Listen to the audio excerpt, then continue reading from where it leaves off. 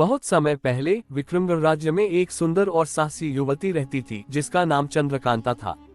उसकी सुंदरता की चर्चा पूरे राज्य में थी, लेकिन उससे भी अधिक प्रसिद्ध थी उसकी बुद्धिमत्ता और निडरता। वह एक साधारण कुम्हार की बेटी थी, परंतु उसके हृदय में सच्चाई और दयालुता का अथाह सागर था। एक दिन चंद्रकांता जंगल में मिट्टी लेने गई थी।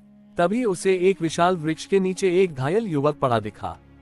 वह अत्यंत सुंदर और शाही वेशभूषा में था, परंतु उसके शरीर पर गहरे घाव थे।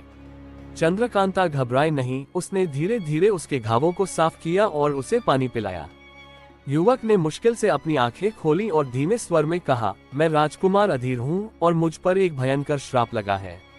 चंद्रकांता ने चौंक कर पूछा, कैसा श्राप? अधीर ने कराहते हुए कहा, जब तक कोई सच्चे मन से मेरी सहायता नहीं करेगा, मैं इस जंगल से बाहर नहीं निकल सकता। परंतु जो मेरी सहायता करेगा उसे खुद एक श्राप झेलना पड़ेगा।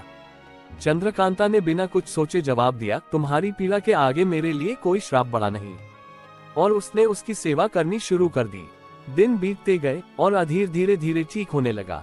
एक दिन जब अधीर पूरी तरह स्वस्थ हो गया, वह चंद्रकांता के आगे झुका और बोला, तुमने मेरी जान बचाई है, मैं तुम्हारा कर्जदार हूँ।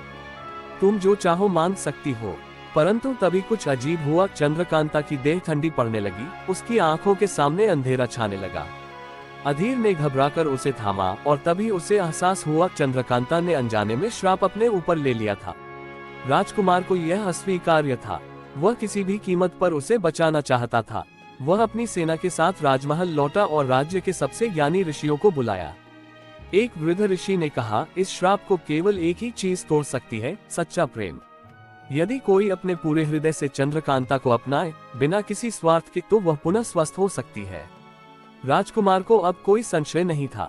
उसने पूरे दरबार के सामने घोषणा की, मैं चंद्रकांता से विवाह करूंगा, न केवल उसके ऋण को चुकाने के लिए, बल्कि क्योंकि मैं उससे प्रेम करता हूँ।